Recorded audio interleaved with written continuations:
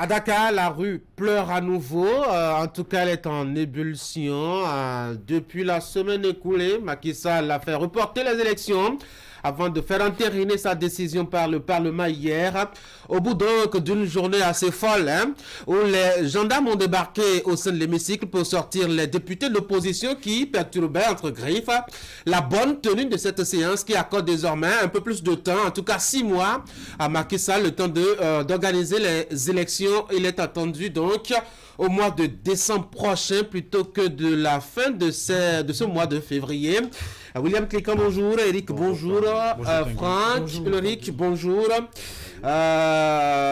C'est quand même curieux, hein? Tout sauf peut-être un report au Sénégal. On connaît quand même la vieille tradition démocratique de ce pays, Franck. Il n'en est plus rien aujourd'hui et c'est vraiment dommage. Des incongruités du genre au XXIe siècle où on décide délibérément de tripatouiller les thèses de la République, de faire entorse à l'évolution démocratique du pays.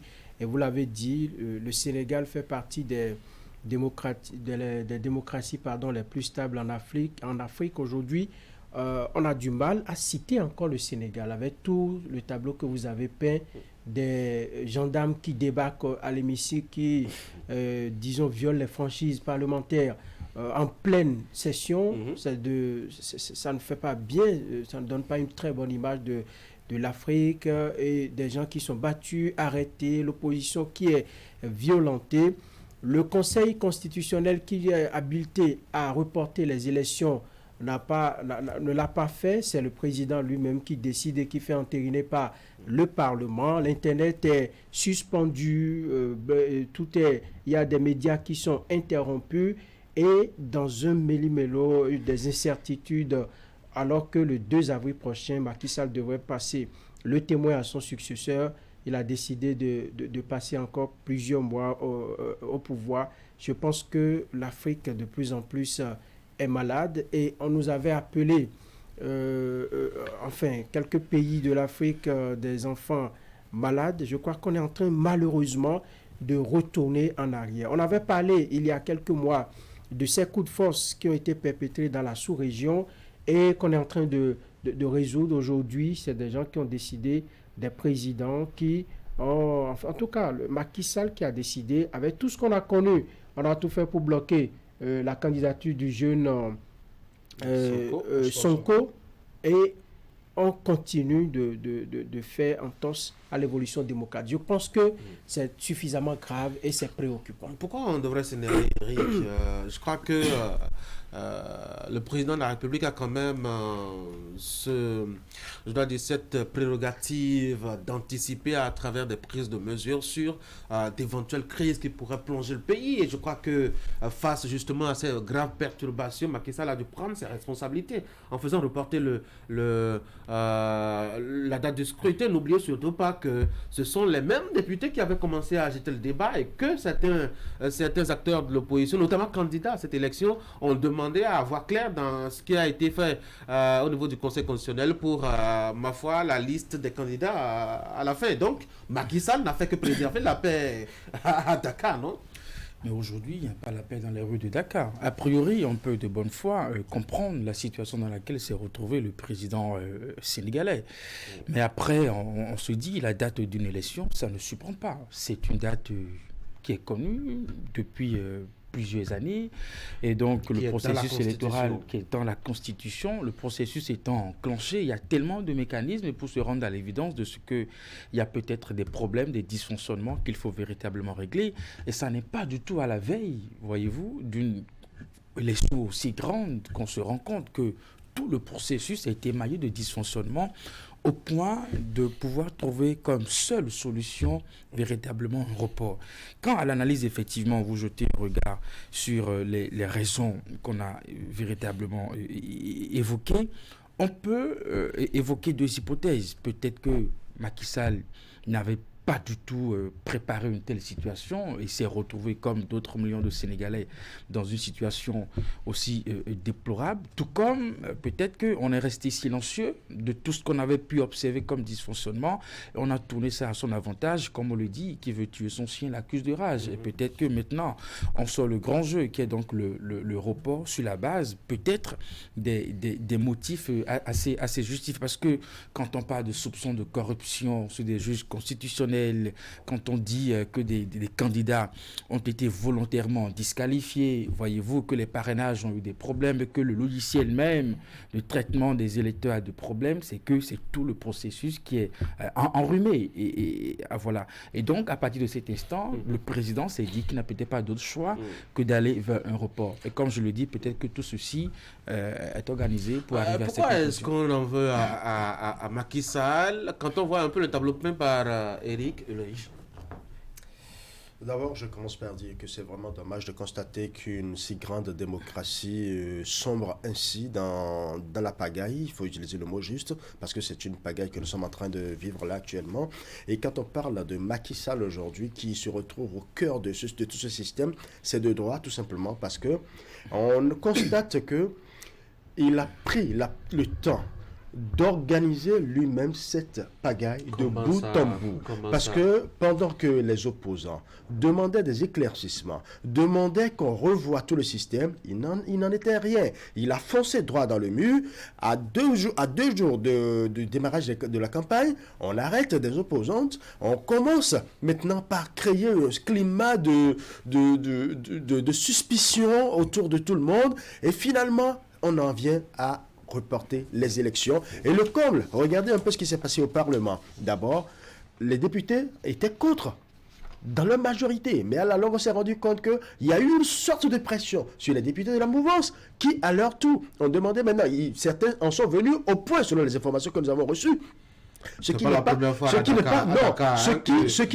ne témoigne pas d'une belle image du Parlement. Mais l'autre chose, qu'on vienne jusqu'à vider les opposants, les députés de l'opposition, pour que maintenant ce report soit voté rien qu'entre les députés de la mouvance.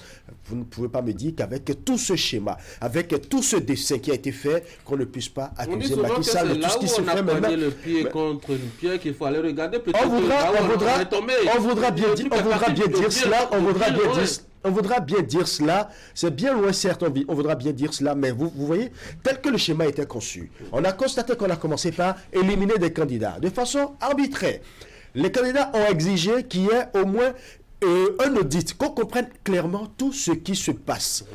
Dans le temps, on pouvait le faire. On a attendu la veille de la campagne pour le faire. Regardez un peu le timing dans lequel on vient demander le report des élections, mais c'est tout simplement parce qu'on veut créer juste une petite pagaille dans le pays, et c'est justement ce à quoi nous sommes en train d'assister. Et le problème, c'est que c'est le peuple qui va en pâtir, parce que vous avez vu, là, les affrontements de l'influence sur l'ambiance à Dakar. Tout à l'heure, William, j'ai l'impression que tout le monde cherche la tête de Macky Sall là où elle n'existe pas. Le monsieur, vous l'avez soupçonné de travailler à un troisième mandat. Il est venu à la télé vous dire, je n'en ai pas besoin.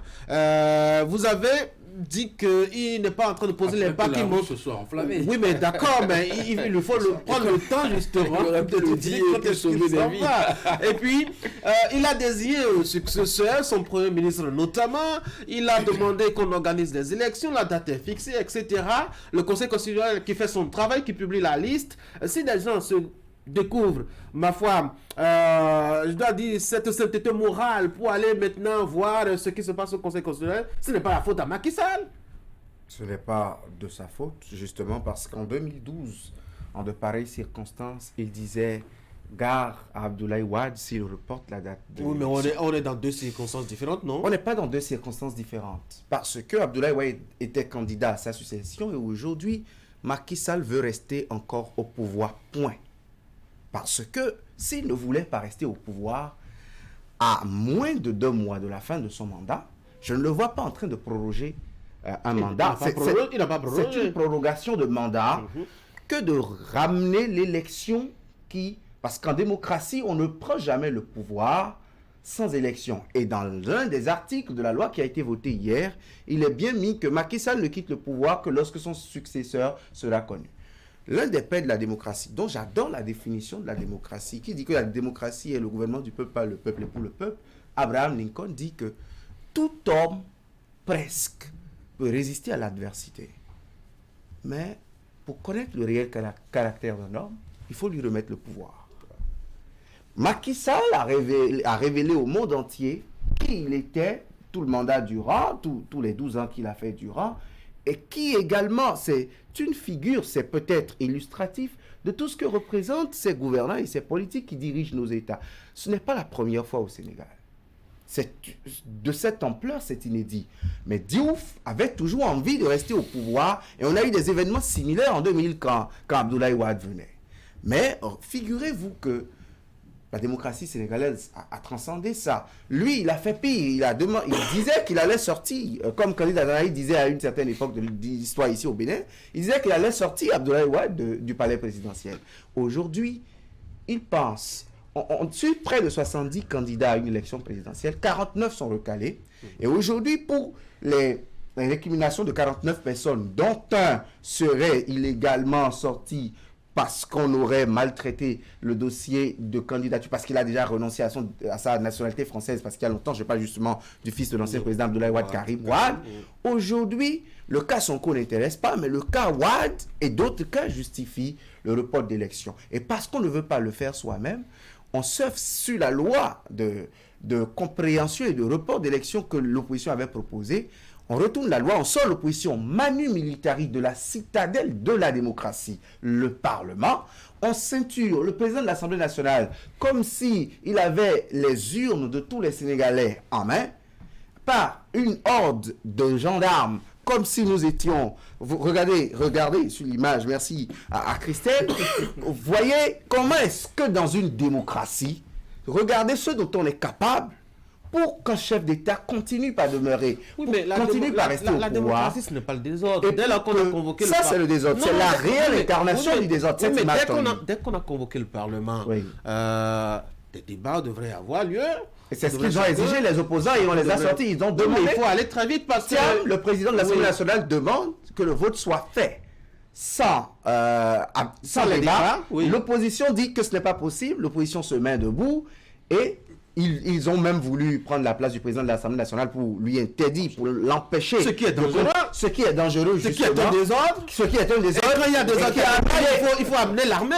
Il faut amener l'armée. C'est un gros désordre. Mais c'est un gros désordre et c'est parti. Et c'est parti en opposition. J'accouche de tous ces développements en disant, quand on a atteint ce niveau, on n'est plus en démocratie. Et quand on est gouvernant et qu'on amène les événements à ce niveau, c'est qu'on est incapable et qu'on a échoué pour la mission que le peuple a confiée. Non, moi je pense tout simplement que Macky Sall a prémédité tout ce qui se passe actuellement. D'abord, vous voyez, au premier point, c'est lui qui a rencontré des candidats, soi-disant, qui ont été recalés à la présidentielle dans la foulée. Il les a rencontrés. Déjà, quand il le faisait, père de la nation. Quand déjà, quand il le faisait, il y a des observateurs avertis qui ont dit qu'il y avait des intentions cachées. Aujourd'hui, nous le voyons. À la veille de l'élection, alors que tout était déjà apprêté, où les commodités pratiques ont été... À quelques heures de la campagne, on reporte et on va de force entériner la décision au Parlement. Donc, c'est des actes prémédités. Il avait prévu et c'est pourquoi il a organisé tout ce cafouillage-là dans un pays qui était considéré jusque-là comme un pays de démocratie. Dans la sous-région, quand vous voyez ce qui se passe aujourd'hui, je pense que Macky Sall devrait pouvoir garantir, sauvegarder cette image-là de son pays. Mais il a décidé autrement. C'est pour dire, c'est des incongruités, des aberrations que de voir un chef de l'État qui vient au terme de son mandat, mais qui se trouve des capacités, qui se trouve des manières pour proroger son mandat. C'est anticonstitutionnel. Et deuxièmement, moi je pense que nos tests sont un peu faibles en la matière et les présidents malheureusement en profitent. Sinon, si les tests étaient clairs, à quelques jours de la fin du mandat, moi je pense qu'on devrait prendre des tests qui vont interdire au président de prendre certaines décisions qui engagent la vie de la nation. Parce que s'il en est arrivé là et qu'il a pu même envoyer le débat à l'Assemblée pour faire entériner la décision, je pense que ce sont les tests quelque part, au niveau de l'opposition, sinon les candidats recalés aussi, n'ont pas prêté flanc justement à ce jeu le RIC, quand on sait que bon, on a en face de soi quelqu'un qui ne veut pas quitter le pouvoir par exemple, et qu'on l'a soupçonné de troisième mandat, etc. On ne crée pas les conditions pour qu'il fasse un report. Si on n'était pas mécontent, aussi il n'y a pas quelqu'un qui a proposé le report, que ça ne se lèvera pas un matin pour dire je reporte les élections. Oui. Vous savez, déjà, nous constatons tous qu'il y a une volonté manifeste de mettre la cohésion nationale au Sénégal à mal. Une volonté manifeste manipulée par le chef de l'État, Macky Sall, qui pourtant, quand il arbore sa bonne tenue de président bien élu au sein de la CEDEAO, trouve que certains sont des voyous, qu'ils prennent le pouvoir à contre-cœur, qu'ils font des putsch pour la démocratie. Mais quand on constate que ces mêmes présidents, ces chefs d'État supposés vertueux, qui incarnent les valeurs de la démocratie, et qui leur bien élus, et qui savent bien gérer leur pays, qui subitement organisent, orchestrent une folie dans leur pays, juste tout simplement pour se maintenir au pouvoir. On sait que les cibles les plus en vue, c'est Karim Wade et Ousmane Sonko, parce que ce sont les bêtes de somme qui l'ont empêché d'aboutir à son troisième mandat. Mais l'autre aspect le plus important, c'est que il faut tenir compte d'une chose que nous ne voyons pas encore jusqu'à présent. L'opposition sénégalaise a aussi failli. A failli en ce sens que quand vous êtes face à quelqu'un qui a déjà démontré sa ferme volonté de vouloir briguer un troisième mandat et que vous ne le lui permettiez pas, il faut se mettre en bloc. Mais au début, l'opposition sénégalaise n'était pas en bloc. On sentait le camp Wade d'un côté, le camp Sonko de l'autre, et ainsi de suite. Et quand vous êtes opposé et que vous allez en rang dispersé contre un ennemi, contre un adversaire qui est solide, qui a l'armée avec lui, qui a tout avec lui, le Parlement avec lui, mais c'est que vous êtes déjà partant perdant. Et quand c'est en de pareilles circonstances, vous ne pouvez que vous en prendre qu'à vous-même. Parce que l'opposition a offert cette situation sur un plateau d'or à Macky Sall et il en a profité. La réaction de la CEDEAO au lendemain de ce report, la CEDEAO s'est dit vraiment préoccupée. On sent d'ailleurs même dans la note cette vive préoccupation, William.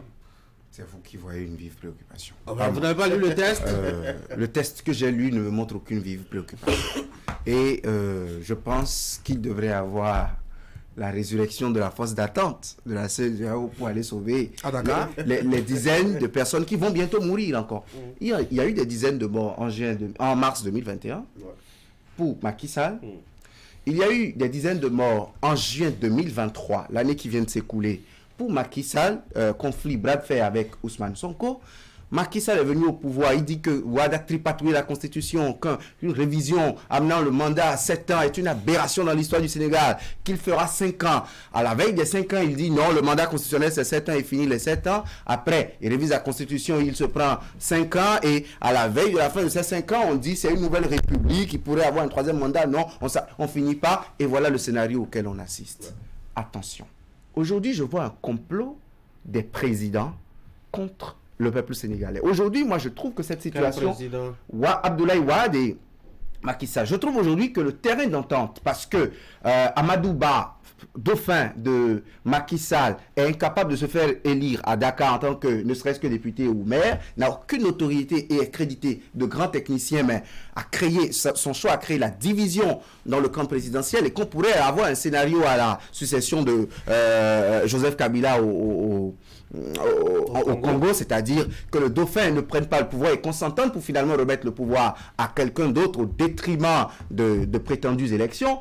Et donc, pour ça, moi je trouve une négociation entre Abdoulaye Wade et Macky Sall qui permettrait d'étendre la durée de l'organisation des élections de sorte à rétablir Karim Wade dans ses droits, à le faire candidat au détriment de Khalifa Sall et notamment de Ousmane Sonko. C'est le complot que je vois aujourd'hui et beaucoup s'y prêtent. Parce que Aminata Touré, ancienne première ministre et candidate, aujourd'hui est aux arrêts. Beaucoup d'autres opposants et candidats également dans le même scrutin et on dit que c'est pour cela qu'on est en train de faire de la démocratie. Quand vous m'avez posé la question sur la CEDEAO, j'aimerais dire un mot à propos. Vous l'avez laissé ou vous avez fait votre lobby? Oui, parce que cela devrait étayer mon opinion sur la CEDEAO. Oui. Vous voyez, si ce sont des communiqués et non pas des sommets extraordinaires qui intéressent des questions comme celle-ci, ou quand Umaro Sissoko Embalo, sur un coup de tête, dit que son parlement ne lui convient plus, et qu'ancien, il dissout son parlement alors qu'il est ancien président en exercice de la CEDEAO. Macky Sall est un ancien président en exercice de la CEDEAO. C'est un ancien président en exercice de l'Union africaine. C'est une honte pour ce continent. Eric? Oui, vous savez ce que je pense sur d'abord les raisons qu'on a évoquées sur le report. Pour moi, je trouve que ce n'est pas véritablement suffisant pour aller vers un report. Encore que les candidats étaient déjà prêts pour entrer en campagne électorale. Donc, on pouvait essayer de trouver d'autres formules que d'aller vers un report. Bon, après, sur la CEDEAO, vous et moi, nous savons un peu comment ça se passe. Et c'est ce qui est un peu malheureux parce que cette situation, d'abord, ne soigne pas l'image de Macky Sall, membre donc de cette organisation, et puis ne rend pas du tout la tâche facile à la CEDEAO, qui actuellement joue toute sa crédibilité dans la région, sur des questions du Niger, du Burkina Faso, et puis le Mali. Et donc, pendant qu'on essaye encore de trouver quelques éléments d'appréciation pour garder l'image de la CEDEAO, elle ne manque jamais l'occasion de passer par la mauvaise porte. Parce que ce communiqué, pour moi, ne renseigne pas suffisamment de la situation du Sénégal. Nous sommes dans une crise institutionnelle, un chef d'État qui décide de ne pas organiser les élections. À la limite, c'est un coup d'État constitutionnel puisque la date, elle est constitutionnelle, c'est connu. On a fait le choix de ne pas la respecter. La CEDEAO suit quoi précisément aujourd'hui, puisqu'elle a indiqué qu'elle est très préoccupée de la situation qui se déroule du côté du Sénégal. Oui. Attendons de voir. Alors, oui. Moi, je pense que sur les agissements de Macky Sall, à mon avis, est convaincu que son dauphin perdra les élections. Et il faut trouver des subterfuges pour essayer de prolonger le mandat et peut-être se rattraper par rapport à plusieurs erreurs qu'il a eu à commettre dans la foulée. Maintenant, sur la question de la CEDEAO, je pense que la CEDEAO est en train de jouer la carte de la prudence. Vous savez que lamentablement, la CEDEAO a échoué sur les dossiers du Mali, du Burkina, mais également du Niger. Ce sont des crises très mal gérées. Plus encore, la crise au Niger, ce sont des crises qui ont été suffisamment mal gérées.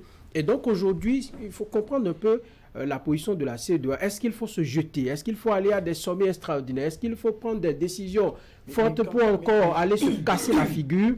C'est pourquoi je pense, à mon avis, que la CEDEAO est en train de jouer la carte de la prudence. Cependant, pour terminer, je pense que la CEDEAO doit suffisamment réfléchir pour voir quelle solution adopter parce que ne soyez pas surpris qu'à l'issue de cette rallonge-là, que Macky Sall s'offre là, qu'il décide encore que le pays est dans le chaos, il n'y a pas de stabilité, qu'on peut prolonger encore de 6 mois ou encore d'1 an. C'est bien possible pour quelqu'un qui est coutumier de ces faits-là, il peut encore prolonger son mandat une fois. Non, dans ses agissements. Dans les agissements. Allez, on va voir un peu ensemble les méthodes utilisées. La CEDEAO, pour moi, ne joue pas la carte de la prudence. Elle joue la mauvaise carte, tout simplement. Il y a des dispositions, par exemple, qui disposent que quand on est dans une période électorale, on peut plus toucher les tests électoraux, par exemple. Alors,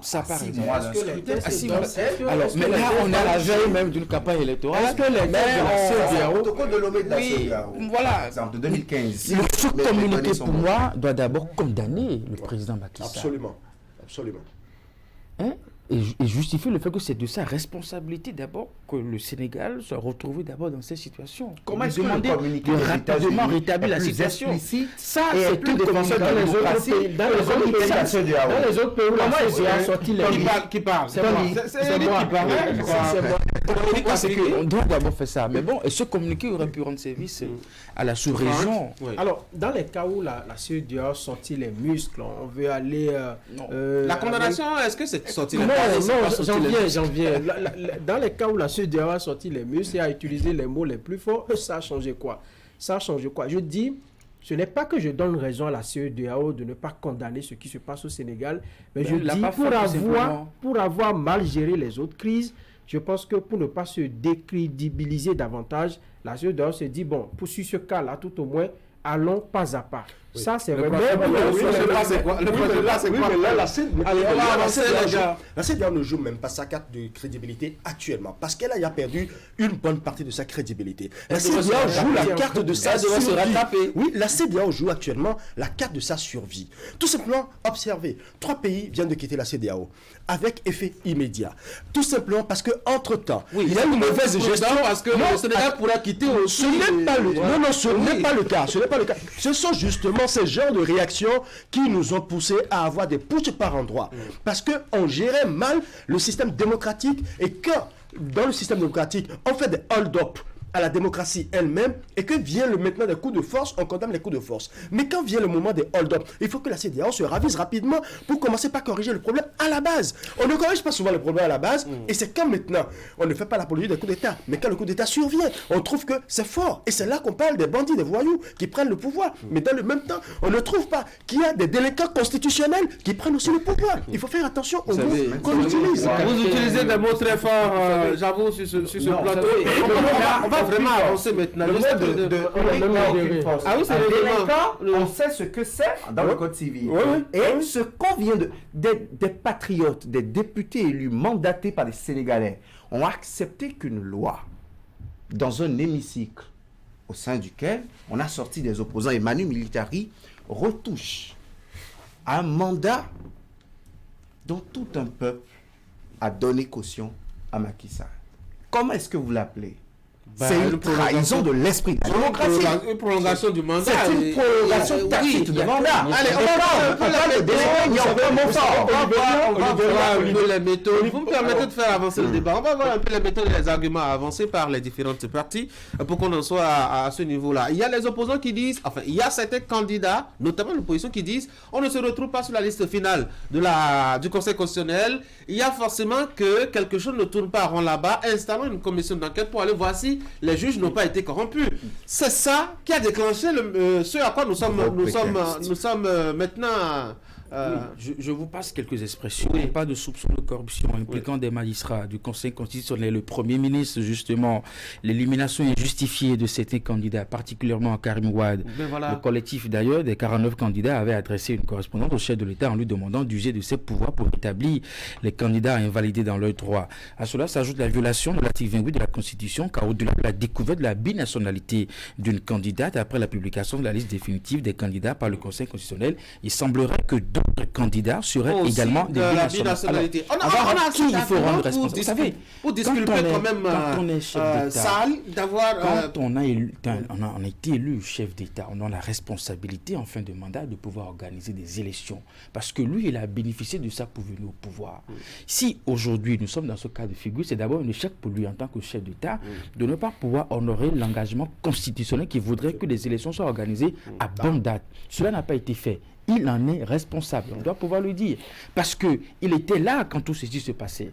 Mais comment se fait-il que dans un processus électoral, on se rend à l'évidence d'autant, n'est-ce pas, de dysfonctionnement?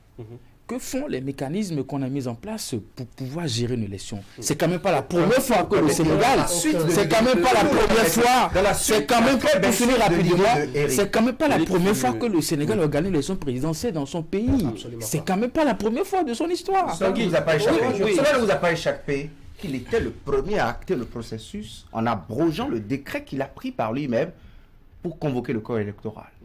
Qu'est-ce que la CEDEAO en dit? Qu'est-ce que les textes en matière de réglementation des élections? Face à une situation compliquée où qui a créé la situation? Attendez 2 secondes, où c'est compliqué. le Parlement qui met une commission en place, par exemple, pour aller vérifier le travail des juges constitutionnels, alors même que, je dois dire, les thèses de la Cour constitutionnelle disent clairement que les décisions de la Cour sont sans recours. Quand un Parlement installe, par exemple, une commission d'enquête dans ce sens, pour vérifier, quand une délégation va voir Macky Sall pour dire il faut intercéder parce qu'on sent qu'il y a quand même quelques irrégularités, etc., qu'est-ce qu'un président qui a le souci de préserver la paix dans son pays fait?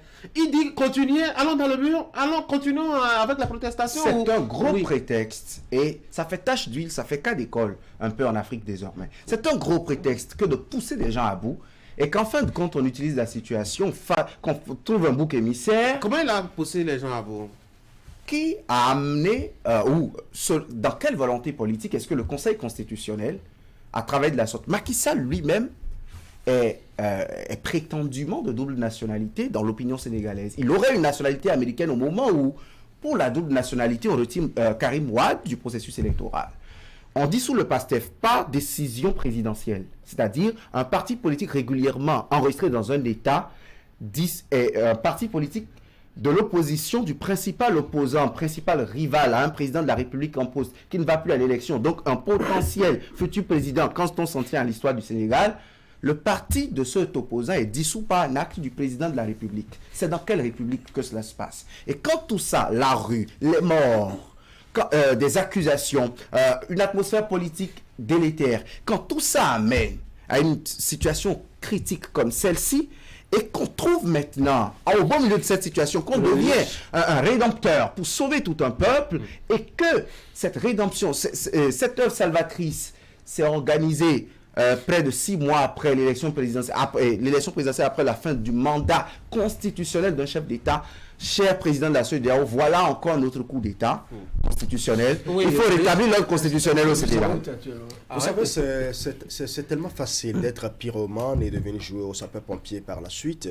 C'est tellement facile de le faire. Et quand je me souviens un peu des propos de Georges Weah, qui entre-temps disait qu'il constate que tout ce que nous sommes en train de vivre aujourd'hui dans la sous-région, c'est parce que il y a des coups d'État constitutionnels qui s'organisent au nez et à la barbe de la CEDEAO qui n'agit pas en temps réel pour corriger la chose. Et c'est ce qui se passe. On parlera de ça. Si vous voulez. Ce que la CEDEAO peut faire, c'est de commencer par condamner. On va faire le débat. Non, on va faire le débat demain. Ce que la CEDEAO peut faire, c'est de commencer par condamner ce report. Tout simplement parce que il y a eu des choses qui ont été faites en amont. Et la CEDEAO suivait. Vous savez, la CEDEAO observe le système électoral. Pas seulement les élections elles-mêmes, mais de bout en bout. Déjà en amont, pendant et après. Avant les élections, il y a eu beaucoup de choses qui se sont passées. La CEDEAO observait déjà. Normalement, en temps réel, la CEDEAO pouvait déjà faire des communiqués pour attirer l'attention et apaiser le peuple, attirer l'attention du chef de l'État pour qu'il mette en ce c'est pas de l'ingérence, justement. Non, ce n'est pas de l'ingérence absolument parce que, étant donné que il y a eu l'amorce du système électoral, déjà, la CEDEAO peut intervenir. Parce que quand on veut démarrer une élection, la CEDEAO fait toujours le rapport. Il y a eu ci qui s'est passé, il y a eu ça qui s'est passé, et maintenant nous nous en tenons à ceci. C'est comme ça que ça se passe. À mon avis, aucun argument, aucun grief, d'où qu'ils viennent, que ce soit de l'opposition ou de si, que des gens soulevés, estimant que cela peut porter en tort ce processus électoral qui est en cours, ne peut amener un chef de l'État à reporter d'abord sine die une élection à la veille des campagnes électorales et ensuite de l'amener au Parlement pour faire voter une loi de report, tout simplement parce que il est en fin de mandat constitutionnel.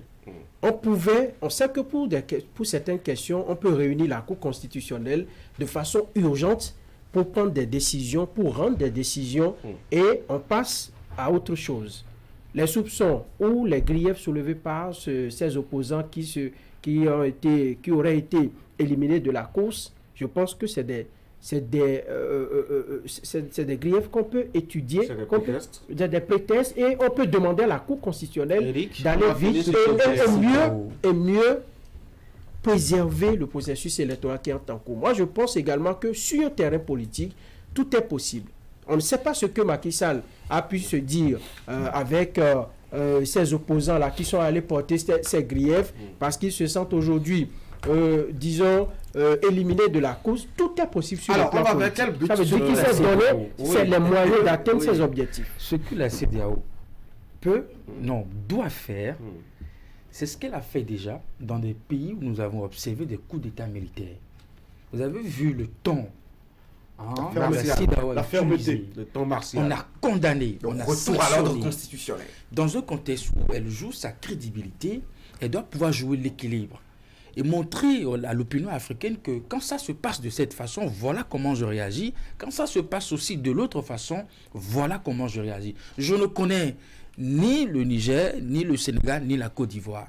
Quand on se rend à l'évidence que on est en train de s'amuser avec la démocratie d'un État, la CEDEAO doit pouvoir tirer, bien entendu. On va vers où maintenant, là, avec permettez. cette affaire-là Oui, Tanguy, vous me permettez. Oui, vous ne serez pas long, vous m'avez Pas du promis, tout hein. à ce propos. Oui. Deux petites On fait le remarques. débat sur la CEDEAO en même temps. Oui. Non, on va le faire demain. On va le faire demain. Oui.